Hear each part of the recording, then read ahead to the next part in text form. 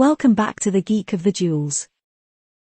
This is gonna be a quick look of what an initial design might look like for me when designing jewelry, but at the same time your brain keeps throwing ideas out at you and need to jot it down, quick like. I've been listening to Self-Esteem again, because, wow, the Prioritise Pleasure album is so resonating.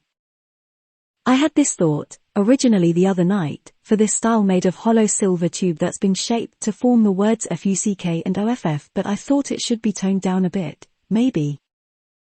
Another interrupting brain fart, maybe pleasure would look better at the front instead of prioritize.